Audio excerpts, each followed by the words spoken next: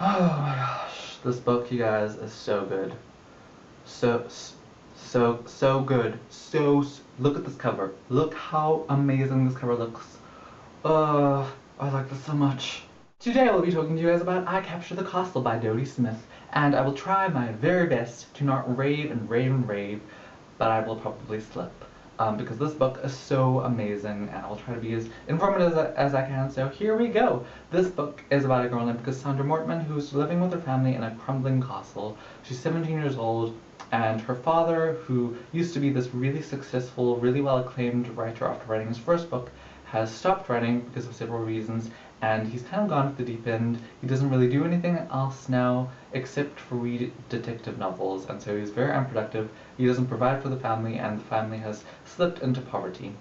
And then the house that they're leasing, the castle, and the land surrounding it is inherited by Simon Cotton, and Simon Cotton comes exploring this land with his cousin Neil, and they stumble upon this castle, and they stumble upon this family, and romantic antics ensue.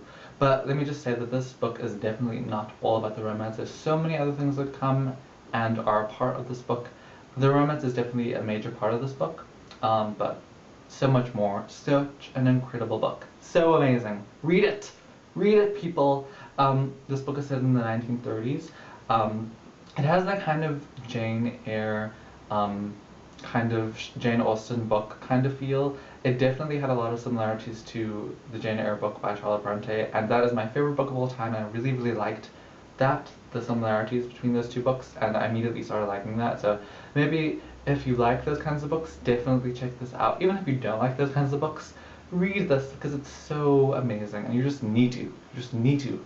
The characters in this book are so well crafted. Everyone has so much depth, and they're also different and individual. Cassandra's stepmother is so crazy and cool and so awesome. She walks around with nothing on except for Wellington boots out in the nature, and she communes with nature, and she, does all this other crazy stuff. Rose, who is Cassandra's sister, really, really feels the poverty that they are under, and when these two guys come, into their lives, she really sees the opportunity there to, get married and have a better life than she has now. And the father, James, he has this kind of, like, this twinge of crazy to him, but you can tell that he's so smart and so intelligent, but there's always that kind of crazy tint or tinge or whatever to him. He's just such an amazing character, so complex, and such a mystery.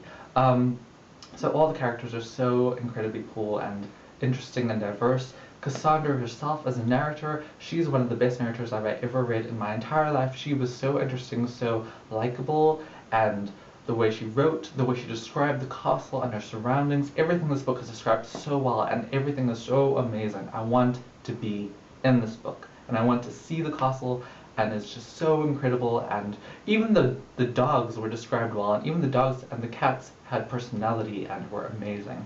So this book, definitely pick it up. It is so amazing. I don't know what I can say that is wrong about this book. I will talk, though, about my kind of feeling during reading this book, my feelings. So during the whole reading of this book, there was complete and utter glee at how amazing it was, but at the start there was definitely, the pace was much slower, and not a lot happened, although it was still amazing. And then at the end of the book, and the last kind of part of this book, something happened or was happening to the main character that kind of, it was not, I was just, I had kind of like a sinking feeling in my stomach for a while there, and I was just not happy with the way things were going. But that's kind of a good thing, because I really felt what was going on with the main character and connected with her.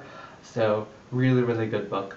Definitely pick it up because it's so good, and I definitely recommend it to you. I give it 5 out of freaking 5. It's just I think it's like definitely one of my favorite books of all time. It's just so, oh goodness, so good. Read it, you guys, because it's just read it. Hit myself there.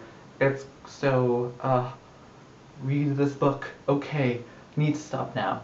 I hope you enjoyed this review. Thumbs up and like and all that other stuff if you want to. And I will see you next time. Bye.